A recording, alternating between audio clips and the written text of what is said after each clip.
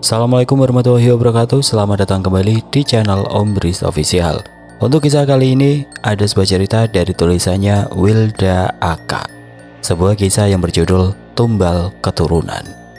Sebelum kita lanjut ke ceritanya, tekan dulu tombol like video ini dan jangan lupa tekan juga tombol subscribe channel ini.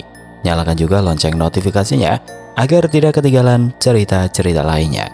Dan seperti apa untuk kisah kali ini? Langsung saja kita masuk ke ceritanya.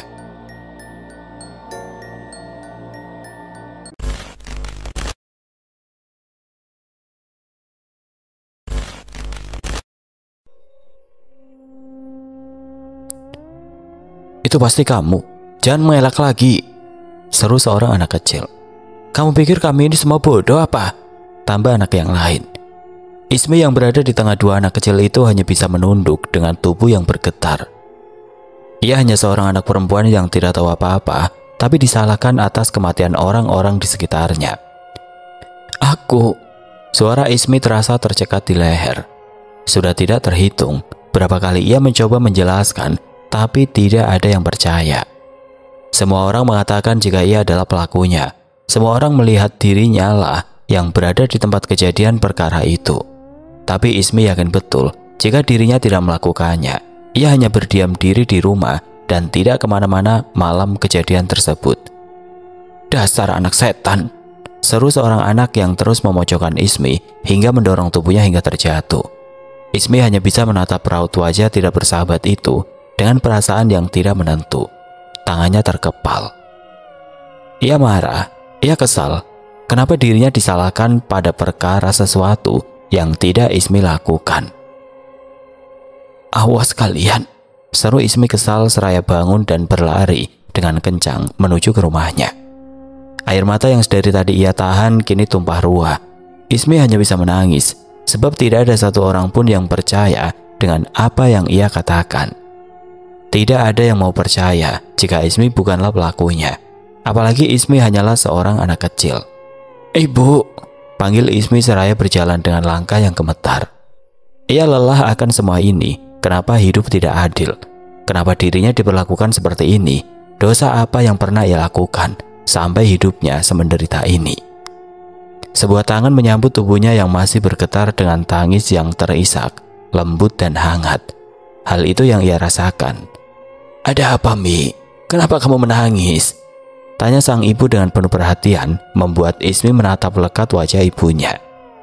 Aku disebut anak setan, Bu. Aku dituduh telah membunuh Julia, adu Ismi kepada sang ibu. Terdengar deru nafas memburu dari ibunya, tapi dengan lemah lembut tangan sang ibu mengusap pipinya yang basah dengan air mata. Biarkan saja mereka, nanti ada balasan untuk orang yang seperti itu. Jelas sang ibu membuat Ismi mengangguk patuh. Selama ini Ismi sangat percaya apa yang dikatakan oleh sang ibu, sebab semuanya akan benar-benar terjadi. Sama seperti waktu itu, di mana ia pulang menangis dan mengadu kepada ibunya setelah dijahati oleh Julia. Tidak berapa lama anak perempuan bernama Julia itu ditemukan mati di dalam kamar mandi dengan keadaan tubuh membiru dan berbau busuk. Waktu terus berjalan. Dari kecil Ismi selalu dijauhi oleh orang-orang di sekitarnya dan membuat sosok Ismi menjadi gadis yang tertutup. Ia hanya hidup berdua dengan sang ibu, di mana Ismi tidak pernah bertemu dengan bapaknya hingga usianya yang kini mulai bertambah dan ia pun sudah menjadi gadis remaja. Bu, kenapa aku tidak boleh bersekolah? Tanya Ismi kepada sang ibu yang tengah memasak di dapur. Ismi benar-benar tidak diperbolehkan keluar rumah, apalagi bersekolah oleh sang ibu, sampai usianya kini menginjak 15 tahun. Semenjak kematian anak-anak seusianya di desa tersebut, dan ialah yang disalahkan. Ibu tidak punya uang yang banyak, Mi. Asalkan kita bisa makan saja, sudah cukup. Tidak perlu sekolah. Nanti kamu dijahati lagi sama anak-anak itu. Seru sang ibu membuat Ismi terdiam dan tertunduk. Sampai saat ini Ismi tidak tahu kenapa orang-orang yang jahat padanya akan mati dengan keadaan yang mengenaskan. Bahkan ada anak laki-laki yang ingin melecehkannya. Tidak berapa lama anak itu ditemukan mati membusuk dengan kelamin yang hilang. Tiba-tiba terdengar suara kegaduhan dari luar rumah. Sang ibu berjalan menuju ke pintu dan meminta Ismi untuk masuk ke kamar. Mana anak setan itu? Suara seseorang membuat Ismi bergetar. Kejadian ini terjadi lagi. "Jaga ucapanmu," seru ibunya membuat tubuh Ismi merosot ke lantai. Ia tahu jika sang ibu akan membela dirinya, hanya ibunya yang tidak berlaku buruk terhadapnya, sedangkan orang-orang di sekitarnya selalu berbuat jahat dan menerima hukuman atas perbuatan mereka sendiri. "Kami sudah tahu, Bu Siti, jika anak ibu si Ismi itu adalah anak setan," seru seseorang yang Ismi yakini adalah ibu dari anak laki-laki yang ingin melecehkannya waktu itu. Ismi masih ingat dengan jelas di mana ia ingin pergi menyusul sang ibu yang lama sekali pulang. Ia tidak sengaja bertemu dengan anak laki-laki bernama Kevin. Ketika itu Kevin menghalangi jalannya dan menarik baju Ismi sampai robek. Untung ibunya datang dan memarahi anak laki-laki itu yang ketakutan. Semenjak kejadian tersebut, Ismi dilarang keluar oleh sang ibu. "Jaga bicaramu, jangan menuduh yang tidak-tidak terhadap Ismi," seru ibunya sengit. Terdengar suara ibu Kevin yang tidak terima. "Sudahlah Bu Siti, semua orang di desa ini sudah tahu kebusukanmu. Jika benar Ismi bukan anak setan, lalu mana bapaknya?" Tubuh Ismi yang tadi bergetar kini mulai terasa panas. Ia membuka pintu kamarnya dan berjalan menuju ibunya beserta beberapa orang dewasa yang datang bersama ibu Kevin. "Itu dia anak setan," seru ibu Kevin yang kini berdiri di ambang pintu dengan tangan yang melipat di dada. Ismi hanya menatap tajam ke arah wanita itu. Entah kenapa ia seolah bisa melihat keadaan tubuh ibunya Kevin yang hangus terpanggang dengan wajah yang tidak bisa dikenali lagi. "Kamu akan mati," seru Ismi membuat beberapa orang terdiam. Begitupun dengan ibunya Kevin. "Kamu mengancam aku? Berani sekali," seru ibu Kevin dengan nada bicara ketakutan. Keadaan kian mencekam di mana Ismi menatap wajah ibu Kevin dengan bengis. Bahkan bulu kuduk ibu Kevin berdiri. Begitupun dengan beberapa orang di sana yang satu persatu pergi meninggalkan rumah tersebut. "Maaf Bu, saya tidak ingin ikut campur," jelas orang warga kepada ibu Kevin yang semakin ketakutan. Kalian mau kemana? Dia itu hanya anak kecil," teriak ibu Kevin. Tapi tidak dihiraukan oleh orang-orang yang datang bersama wanita itu. Ditambah Ismi yang berjalan mendekati ibu Kevin membuat wanita itu semakin ketakutan. "Kamu mau apa?" serunya marah dengan tubuh bergetar. "Berhenti Mi, biarkan dia pergi," perintah ibunya membuat Ismi berhenti mendekat. Tidak berapa lama ibu Kevin itu lari kocar-kacir. Hawa panas menjalar seisi rumah. Ismi merasa tidak nyaman dengan keadaan ini dan menatap wajah ibunya lekat. Ia tidak tahu apa yang saat ini dirasakannya benar atau tidak, sebab Ismi diliputi oleh perasaan takut. "Bu, aku melihat ibu Kevin mati terpanggang di dalam rumahnya," jelas Ismi jujur membuat raut wajah ibunya berubah. "Jangan asal bicara Mi, sudahlah," perintah sang ibu membuat Ismi hanya bisa menunduk. Beberapa hari kemudian terdengar suara kegaduhan di desa tersebut. Ternyata ada sebuah kebakaran di rumah salah satu warga. Bu Siti, ibunya Ismi, meminta dirinya untuk tidak keluar rumah dan mengunci ia seorang diri. Sebab sang ibu pergi ke tempat kejadian itu. Ismi hanya bisa meringkuk di dekat ranjangnya seraya menangis. Apa yang ia lihat beberapa hari lalu kini terjadi. Tiba-tiba terdengar suara langkah kaki mondar-mandir di depan pintu kamarnya. Hal itu membuat Ismi menjadi semakin ketakutan. "Ibu, aku takut," kata Ismi pelan dengan bibir yang bergetar. Ia masih ingat dengan betul pesan terakhir ibunya sebelum pergi, "Jangan keluar kamar, kunci pintu kamar dan tetap di sini sampai ibu pulang." Lalu, siapa yang sedari tadi bolak-balik, sedangkan dirinya hanya seseorang diri di dalam rumah. Hingga suara ketukan di pintu membuat Ismi semakin ketakutan. Suara itu semakin keras dan membuat tubuh Ismi semakin bergetar. "Siapa di sana?" tanya Ismi dengan keringat yang mengucur deras. Ia benar-benar ketakutan sampai raut wajahnya menjadi pucat. Namun tidak ada sautan dari balik pintu yang tertutup itu. Jika itu ibunya, maka sang ibu akan menyahut. Keadaan kian menjadi terasa dingin. Ismi menatap celah di bawah pintu, di mana ia melihat sebuah bayangan hitam pekat. "Apa itu?" gumam Ismi penasaran dan juga takut. Apa yang berada di balik pintu? Apa yang dia inginkan dari Ismi? Jika benar dia adalah orang, kenapa hanya diam saja sedari tadi? Suara ketukan pintu semakin terdengar nyaring. Ismi masih meringkuk di tempatnya tanpa berniat untuk keluar. sebab teringat akan pesan ibunya. Hingga bayangan hitam yang ia lihat perlahan masuk melewati celah. Sontak saja Ismi semakin ketakutan. Bayangan hitam pekat itu seperti asap dengan dua buah bola mata merah menyala. Tiba-tiba penglihatan Ismi memudar dengan kepala yang terasa begitu sakit. "Ah!" teriak Ismi kencang sampai semuanya tampak gelap. Ismi pingsan hingga ia merasakan sebuah sentuhan lembut di puncak kepalanya. Perlahan ia mencoba membuka mata. "Ibu," panggil Ismi ketika melihat sosok ibunya yang tengah berada di dekat ranjang. Namun ada yang aneh, ibunya tidak berkata apapun atau tersenyum seperti biasanya. Sang ibu hanya diam dengan wajah pucat seraya mengelus rambutnya dengan pelan. Bahkan Ismi merasa sentuhan ibunya berbeda. Sentuhan itu terasa begitu asing, tidak ada kehangatan yang seperti biasa ia rasakan. Tentu saja hal ini membuat Ismi merasa ada yang tidak beres. Ismi tumbuh dan hidup hanya berdua dengan ibunya. Tentu saja ia sangat mengenal sang ibu dengan baik. "Ibu," panggil Ismi lagi. Kali ini dengan lelehan air mata, di mana ia bisa melihat dengan jelas pantulan sang ibu yang tidak ada di cermin yang berada di dalam kamarnya. Tapi tubuh Ismi tidak bisa bergerak, seolah sudah tertancap begitu saja. Ia ingin berteriak tapi suaranya tercekat di leher. Sentuhan sang ibu kian terasa dingin dan kaku hingga terdengar suara seseorang memanggil namanya dari arah luar. "Ismi, ibu pulang." Sontak saja tubuh Ismi semakin membatu. Jika di luar benar ibunya, lalu siapa yang saat ini tengah mengelus rambutnya? Ismi memejamkan mata. Ia pura-pura tidak mendengar dan berharap sosok yang berada di dekatnya itu segera menghilang. Namun sentuhan itu masih bisa ia rasakan, membuat deru nafasnya terasa sesak, seolah paru-parunya tidak terisi oleh oksigen.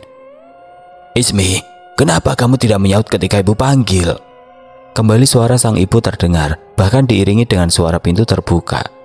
Ismi ingin membuka mata dan berteriak, tapi ia tidak bisa, hingga sentuhan di kepalanya perlahan melambat dan tidak terasa lagi. Ia mencoba mengintip dengan kelopak mata yang terbuka sedikit. Ismi bisa melihat jika sosok tadi sudah tidak ada, tapi anehnya tubuhnya masih belum bisa ia gerakan. "Ismi, kamu masih ada di dalam kamar kan?" Suara sang ibu manggilnya dan diiringi dengan pintu kamar yang diketuk.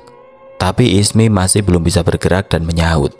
Ia hanya bisa menangis dalam diam atas apa yang terjadi kepadanya. Hingga pintu kembali diketuk dan nada suara ibunya yang nampak khawatir terdengar. "Mi, kamu masih ada di dalam kamar kan? Jawab ibu." Kali ini bukan hanya sebuah ketukan biasa. Sang ibu sampai memukul-mukul pintu kamarnya dengan cukup keras. Tidak berapa lama handle pintu kamarnya dibuka. Sang ibu berjalan mendekat dengan raut wajah khawatir. "Mi, kamu kenapa?" seru sang ibu yang langsung menggoncang tubuhnya dengan kuat. Tapi Ismi masih belum bisa merespon apapun. Ia hanya bisa menangis. Ismi tidak bisa berkata-kata. "Mi, Ismi," panggil ibunya yang mulai histeris seraya memeluk tubuhnya. Bu Siti mendapati keadaan Ismi yang terbujur kaku dengan tubuh terasa dingin dan mata yang memerah. Awalnya Bu Ismi merasa aman ketika meninggalkan Ismi seorang diri di dalam rumah dengan keadaan terkunci. Namun ketika ia pulang, Ismi malah seperti ini.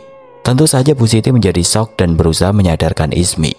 "Ismi, ini ibu nak," panggil Bu Siti seraya mengujang tubuh Ismi yang masih saja tidak memberi respon, padahal matanya terbuka lebar. Wajah Ismi pucat, apalagi bola matanya berwarna merah menyatakan ada sesuatu yang salah. Bu Siti berusaha keras membuat Ismi sadar. Ia tahu jika dirinya lah yang bersalah. Ia telah merenggut kebebasan Ismi dengan cara mengurung sang anak. Itu semua Bu Siti lakukan hanya demi melindungi Ismi, sebab tidak ingin ada korban lagi. Setiap orang yang bertemu dengan Ismi akan berujung pada kematian yang begitu mengenaskan.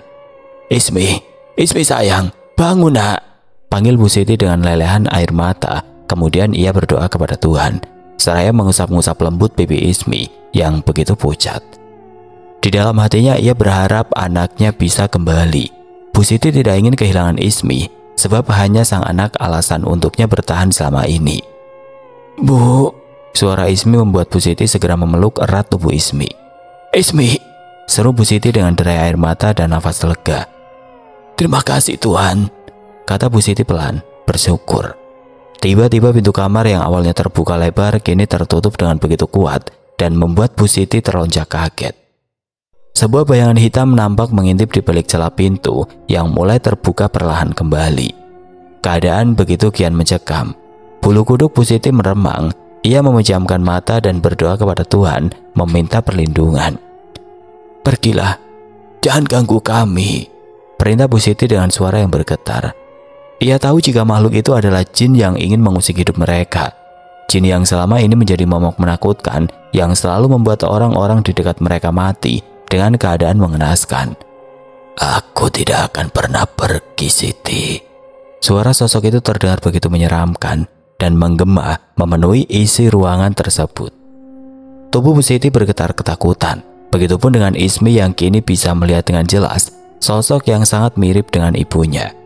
Wanita itu memiliki rambut panjang dan wajah yang sama persis seperti ibunya, tapi terlihat lebih menyeramkan dengan area sekitar mata yang mengeluarkan darah. "Kembalikan Ismi padaku," kata sosok itu membuat ibunya menggeleng kuat. "Pergi, kamu makhluk terkutuk!" Teriak Bu Siti membuat Ismi semakin erat memeluk tubuh sang ibu. Ismi tahu jika ibunya juga takut, tapi tetap melindungi dirinya. Ternyata sosok itulah yang tadi berada di dekatnya. Tapi kenapa sosok tersebut meminta Bu Siti untuk mengembalikan Ismi? Tentu saja membuat Ismi menjadi penasaran, tapi tetap diam. Perlahan sosok itu menghilang seperti sebuah asap yang ditiup oleh angin, lenyap tanpa meninggalkan bekas sama sekali. Bu Siti masih memeluk tubuh Ismi, tapi sorot matanya terlihat berubah. Ismi bisa melihat hal itu. Sorot mata ibunya nampak kosong, tapi Ismi tetap memeluk tubuh ibunya dengan erat. "Aku takut, Bu," kata Ismi yang semakin mempererat pelukannya. Tapi anehnya sang ibu tidak merespon dengan membalas pelukannya. Sampai ibunya beranjak dari ranjang Ismi. Hal itu membuat Ismi merasa ada yang tidak biasa dengan sikap sang ibu. Ia masih takut dengan kejadian tadi dan ingin agar ibunya tetap tinggal di dekatnya. "Ibu mau kemana?" tanya Ismi seraya menahan pergelangan tangan sang ibu. Bu Siti hanya menatap ke arahnya dengan aura yang begitu dingin, kemudian melepaskan tangan Ismi. Melihat perbuatan drastis dari sang ibu membuat Ismi merasa semakin ketakutan. Ada apa dengan ibunya? Setelah sosok tadi menghilang, ibunya berubah menjadi aneh dan membuat Ismi merasa tidak nyaman. Ia berusaha untuk memanggil kembali ibunya yang ingin beranjak keluar kamar. "Ibu mau kemana? Aku takut, jangan pergi." Tapi tidak ada respon sama sekali. Ibunya tetap melangkah menuju pintu dan pergi begitu saja. Ismi kembali meringkuk di atas ranjang dengan memeluk lututnya. Ia merasa takut dengan tubuh menggigil. Keadaan malam yang mencekam semakin terasa begitu dingin sampai subuh datang. Suara ayam jantan berkokok menyadarkan Ismi jika pagi akan segera datang. Ia tidak bisa memejamkan matanya, walaupun sebentar. Tubuhnya kembali terasa kaku. Ia ingin pergi mencari ibunya. Ia takut. Ia merasa tidak aman kalau tidak bisa melihat sang ibu. Ismi memaksakan tubuhnya untuk bangun dari ranjang. Kakinya terasa begitu berat, tapi tetap ia paksa untuk berjalan. "Ibu," panggil Ismi seraya keluar dari dalam kamar. Ia melihat keadaan rumah yang lebih sepi dari biasanya. Walaupun ia tahu di dalam rumah kecil ini hanya ada mereka berdua, Ismi berjalan perlahan menuju ke dapur, di mana sang ibu biasanya berada. Kaki Ismi terasa bergetar, dadanya berdegup kencang, deru nafasnya memburu, perasaan tidak nyaman langsung menyergapnya. "Ibu," pekik Ismi dengan suara keras, kakinya lunglai, seolah kehilangan tulang penyangga untuknya bisa berdiri kembali. Air matanya pecah begitu saja di mana ia melihat sosok sang ibu yang tengah tergantung di dapur dengan lidah yang menjulur dan mata terbuka lebar. Hidup Ismi terasa hancur. Ia menggeleng kuat, menolak apa yang tengah ia lihat. Ia berteriak dengan kencang memanggil ibunya. "Ibu, ibu, bangun ibu!" Ismi berusaha merangkak, mendekati tubuh ibunya yang tergantung dan sudah tidak bernyawa lagi. "Ibu, jangan tinggalkan aku!" teriak Ismi lagi. Ia masih menolak apa yang terjadi. Kenapa? Kenapa hal ini terjadi pada dirinya? Tidak cukupkah setiap orang di dekatnya mati mengenaskan? Tapi kenapa hal ini juga terjadi kepada ibunya, satu-satunya orang yang benar-benar peduli dan sayang terhadapnya? Seperti apa hidupnya nanti tanpa sang ibu? Hal itu membuat Ismi berusaha meraih tubuh ibunya. "Ibu, bangun ibu, bangun!" teriak Ismi dengan suara nyaring dan keputusasaan. Tidak berapa lama terdengar suara ketukan dari pintu depan. Ismi mengusap wajahnya yang basah dengan tubuh yang lemah. "Bu Siti, Bu!" Terdengar suara seseorang memanggil nama ibunya, membuat Ismi memaksakan tubuhnya untuk berjalan menuju pintu depan. Tangisnya masih belum reda dengan air mata yang terus mengalir seperti air terjun. Ia membuka pintu yang selama ini selalu ibunya tutup. Hingga sosok seorang pria dengan sarung dan peci masih melekat pada tubuhnya, melihat ke arah Ismi dengan raut wajah serius. "Di mana ibumu, Nak?" tanya pria itu, membuat tangis Ismi semakin menjadi. Bibir Ismi seolah terkunci. Ia hanya menunjuk ke arah dapur dan membuat pria itu berjalan cepat menuju tempat yang dimaksud oleh Ismi. Ismi telah kehilangan tumpuan hidupnya. Ia tidak tahu harus berbuat apa lagi setelah ini. Tapi satu hal yang ia bisa ingat dengan jelas, kalau sosok yang datang itu telah membuat hidupnya menderita. "Ya Tuhan, Bu Siti!" pekik Pak Sudin, tetangga sebelah, ketika melihat tubuh Bu Siti yang tergantung dengan lidah menjulur dan mata terbuka. Pak Sudin yang baru saja pulang dari surau tidak sengaja mendengar suara teriakan Ismi dan membuatnya memberanikan diri untuk datang ke rumah ini. Betapa terkejutnya pria itu di mana mendapati tubuh Bu Siti, tetangganya yang telah mati bunuh diri, dengan keadaan seperti ini. Pak Sudin menutup mata Bu Siti dan kemudian memanggil warga lainnya untuk mengurus jenazah Bu Siti dengan semestinya.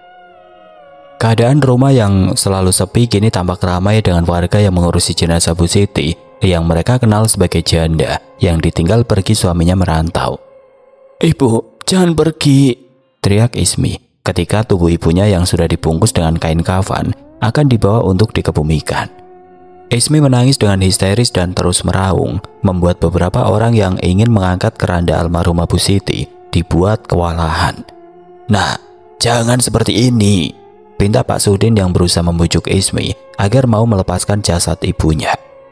Namun Ismi masih saja menolak kenyataan, di mana ibunya sudah tiada, hingga Bapak Kevin yang datang menjenguk setelah mendengar berita kematian Bu Siti angkat bicara. "Rasakan, dasar pembunuh!" Sorot mata Ismi berubah menjadi tajam dan memerah, membuat semua orang yang berada di tempat itu menjadi ketakutan. Namun bapaknya Kevin itu masih saja bersuara. "Baru kamu tahu kan seperti apa rasanya kehilangan? Kamu tahu rasa sakit kan? Begitupun dengan saya. Sudah kehilangan anak semata wayang, terus kehilangan istri dan rumah yang terbakar. Baru kamu tahu, dasar anak setan," kata Bapak Kevin meluapkan kemarahan. Tangan Ismi mengepal kuat dengan deru nafas memburu. Ia menatap tajam ke arah bapaknya Kevin itu. "Bukan aku yang membunuh mereka, bukan aku," teriak Ismi keras. "Bohong. Kalau bukan kamu, lalu siapa?" teriak Bapak Kevin dan membuat salah satu warga menarik pria itu untuk menjauh dari tempat tersebut. Sedangkan Ismi hanya bisa menatap wajah Bapak Kevin dengan ambisi dan perasaan dendam. Mau berapa kali pun ia mencoba untuk menjelaskan kalau bukan dirinya yang menjadi penyebab semua orang di dekatnya mati dengan keadaan mengenaskan. Tapi tidak ada satu orang pun yang percaya, bahkan ibunya sendiri telah menjadi korban. Siapa yang harus ia salahkan atas semuanya? Apakah kepada sosok bayangan hitam yang mirip dengan ibunya? Namun bagaimana caranya ia bisa melihat sosok itu lagi dan meminta pertanggungjawaban atas apa yang telah menimpa dirinya dan orang di sekitarnya? Hingga tubuh sang ibu dikebumikan, Ismi semakin menjadi gadis yang pemurung dan penuh akan dendam. "Nah Ismi, makan ya," kata Pak Sudin, tetangga sebelah yang kini merawat Ismi dan sering membawakan makanan. Hari ini merupakan malam ke-7 dari semenjak kematian sang ibu. Setiap malam Ismi selalu didatangi oleh sosok yang sangat mirip dengan mendiang ibunya. "Nah," panggil Pak Sudin lagi. Tapi Ismi hanya menatap ke arah pria itu dengan sorot mata kosong. Tidak ada apapun di dalam benak Ismi kecuali perasaan dendam dan keputusasaan. Sebab ia hanya dijadikan tempat orang-orang di sekitarnya sebagai tersangka. Sedangkan Ismi juga menderita dan kehilangan sang ibu. Tapi tidak ada yang peduli. Semua orang tetap menuduh dirinya sebagai dalang dari kematian orang-orang tersebut. "Jika kamu tidak makan, nanti bisa sakit. Kasihan ibumu, Mi. Beliau pasti sedih. melihat bapak tidak bisa mengurus anak kesayangannya dengan baik. Teriak Pak Sudin membuat Ismi menatap lekat pria tersebut. Hanya Pak Sudin yang mau datang dan menjenguk dirinya, serta memberi perhatian setelah mendiang ibunya meninggal. Ismi merasa tidak memiliki siapapun di dunia ini, bahkan keluarga mendiang ibunya tidak pernah datang ke sini. Ia seperti tidak memiliki tujuan hidup lagi, seolah tidak ada sandaran lagi untuk apa Ismi hidup, jika hanya menjadi malapetaka bagi orang lain. "Apa yang Bapak tahu tentang ibuku?" tanya Ismi dengan nada dingin, membuat ruangan tersebut terasa begitu tidak nyaman. Terlihat dengan jelas Pak Sudin beberapa kali mengusap tengkuknya yang merinding. Apalagi malam ini adalah malam Jumat. Jika tidak kasihan kepada Ismi, mungkin pria itu tidak akan datang setiap malam. Tapi Pak Sudin tidak tega, apalagi rumah mereka yang bersebelahan. "Ibumu orang baik, Nak. Dia tidak pernah membuat masalah dan sosok yang pekerja keras. Nyatanya beliau bisa menghidupimu sampai sebesar ini." Terang Pak Sudin membuat Ismi tertawa aneh. Pak Sudin dibuat begitu terkejut akan sikap Ismi tersebut dan berusaha untuk menghentikan tawa mengerikan gadis itu. "Bapak adalah pembohong besar." "Bapak tidak bohong, Nak. Ibumu orang baik." Jelas Pak Sudin lagi, meyakinkan. Kemudian Ismi terdiam, tapi bola matanya nampak berwarna merah dan hal itu membuat Pak Sudin menjadi gemetar ketakutan. "Tinggalkan aku sendirian," perintah Ismi yang seolah tidak boleh dibantah. Namun Pak Sudin merasa kasihan dan tidak tenang, meninggalkan Ismi seorang diri di dalam rumah. Apalagi semenjak kejadian Bu Siti yang mati bunuh diri, membuat Pak Sudin takut. Takut terjadi hal buruk kepada Ismi jika ditinggal seorang diri. "Bapak akan pergi, Nak, tapi subuh nanti." Jelas Pak Sudin membuat sorot mata Ismi semakin tajam. "Pergi!" teriak Ismi membuat Pak Sudin kaget dan langsung terlonjak. Tapi tetap masih bertahan dan kembali membujuk Ismi. "Biarkan Bapak tidur di sini, Nak. Kamu bisa masuk ke kamar." Tiba-tiba saja Ismi berjalan mendekat ke arah Pak Sudin, lalu menunjuk wajah pria itu dengan sorot mata tajam. "Pergi atau mati," ancam Ismi membuat pria itu tanpa pikir panjang lagi langsung kocar-kacir meninggalkan rumah Ismi yang kembali tertawa aneh. Keadaan rumah yang sejak dulu sepi kini kian mencekam. Terlebih malam yang semakin larut diiringi dengan suara lolongan anjing yang saling bersahutan. Ismi kini tengah duduk di dapur, tempat di mana ibunya mati bunuh diri. Ia tidak menyangka jika ibunya tega pergi meninggalkan dirinya begitu saja. "Kenapa, Bu? Kenapa Ibu pergi tanpa membawa aku?" tanya Ismi dengan suara lirih. Ia meringkuk dengan memeluk lututnya. Kenapa hidup begitu kejam? Kenapa ia harus menerima semua ini? Ismi merasa jika Tuhan tidak adil, sebab ia tidak pernah merasa bahagia selama hidupnya. Ismi tidak pernah merasa senang sekalipun, seperti kebanyakan anak lainnya. Ia tidak pernah merasakan kehangatan keluarga kecuali dari sang ibu. Tapi orang yang paling ia cintai sudah memilih pergi dengan cara tragis. Hal itu membuat Ismi semakin terpuruk. "Ismi, Ismi." Suara seseorang yang tidak asing tengah menyeru namanya dan membuat Ismi menengok. Ia bisa melihat sebuah asap mengepul berwarna hitam pekat, berterbangan dan membentuk sebuah gumpalan. Semakin lama gumpalan itu membentuk wujud seseorang hingga bentuk itu menjadi sempurna dan membuat Ismi terkejut. Sebuah tangan terulur tepat di depannya dengan senyum yang sangat ia rindukan. "Ibu," serunya dengan lelehan air mata, seakan tidak percaya dengan yang ada di depan matanya saat ini. "Kamu ingin ikut Ibu?" tanya sosok itu membuat Ismi mengangguk cepat. Ia tidak ingin hidup di dunia ini lagi. Ismi hanya ingin hidup bersama sang ibu selamanya. Tidak ingin terpisah dan hanya itu yang ia inginkan. Tidak peduli dengan bagaimana caranya, Ismi hanya ingin berada di dekat sang ibu. "Ambil pisau," perintah sosok itu dan diikuti oleh Ismi. Ia mengambil sebuah pisau yang sering ibunya gunakan untuk memotong sayur. Kilatan cahaya yang mengenai benda itu nampak menyilaukan mata. Ismi memainkannya dengan cara menggoyangkan benda tersebut secara perlahan, seolah tengah memegangi mainan yang sangat menarik. "Arahkan ke dada sebelah kiri," perintah sosok itu lagi. Ismi mengikuti permintaan sosok yang menyerupai ibunya itu tanpa berpikir panjang, hingga darah segar menyembur dari tubuh Ismi dengan deras. Teriak Ismi yang kini tersungkur di atas lantai dengan pisau yang menancap di dadanya. Penglihatan Ismi mulai memudar, tapi ia masih bisa mendengar suara sang ibu yang tertawa. "Kita akan bersama selamanya." Kalimat itu menggema di dalam ruangan tersebut. Sosok bayangan hitam yang merupakan jin keturunan yang kini telah berhasil membuat Ismi mati dengan keadaan yang mengenaskan. Selama ini jin itulah yang telah membuat orang-orang di dekat Ismi mati. Semua berawal dari nenek moyang Ismi yang telah membuat sebuah perjanjian dan bersekutu dengan jin. Jin ini akan terus mengikuti semua keturunan yang telah membuat janji dengannya dan mengambil jiwa-jiwa mereka yang harus menjadi korban atau tumbal demi sebuah kesesatan abadi. Muslihat jin itu sangat licik. Mereka menyerupai orang yang pernah hidup dan menghasut orang-orang tersebut agar mau mengikuti perintahnya. Begitu dengan Julia yang mati di dalam kamar mandi. Sebab jin itu menyuruh Julia masuk ke dalam bak mandi sampai kehabisan nafas. Lebih naas Kevin, di mana anak laki-laki itu memotong kelaminnya yang disuruh oleh jin tersebut. Begitupun dengan ibunya Kevin yang mati terpanggang di dalam rumah yang memang ibu Kevin bakar. Sebab dipengaruhi oleh jin tersebut. Pagi harinya di mana Pak Sudin yang semenjak semalam merasa gusar setelah diusir oleh Ismi dari rumah, kini berusaha untuk tetap tenang. Tidak ada tanda-tanda aneh terjadi, tapi tetap saja perasaannya tidak tenang hingga waktu terus berlalu dan kini sudah 3 hari pria itu tidak datang ke rumah Ismi. Pak Sudin pun mengambil sebuah keputusan. Pria itu mencoba mendatangi rumah Ismi lagi.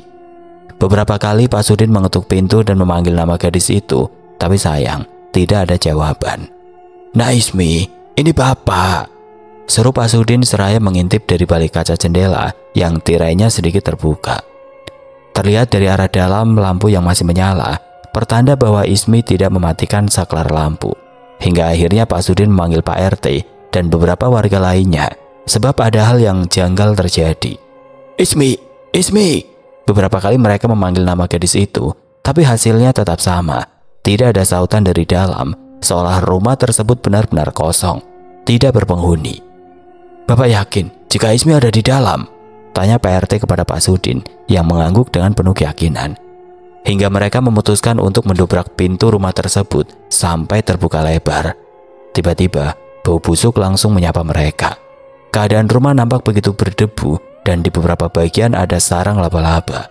Seolah rumah tersebut tidak ditempati oleh siapapun. Mereka pun berjalan perlahan masuk semakin dalam ke dalam rumah, seraya memanggil nama Ismi berulang kali. "Ismi, Ismi!" Hingga suara teriakan Pak RT membuat beberapa warga lainnya segera menghampiri pria itu. Begitupun dengan Pak Sudin. "Ismi, tolong!" bagi Pak RT. "Ada apa Pak?" tanya Pak Sudin yang duluan menghampiri pria itu. Tapi keadaan yang begitu mengerikan yang Pak Sudin lihat. Tubuh Ismi tergeletak di atas lantai dengan bau busuk dan telah dikerumuni oleh belatung. "Ismi!"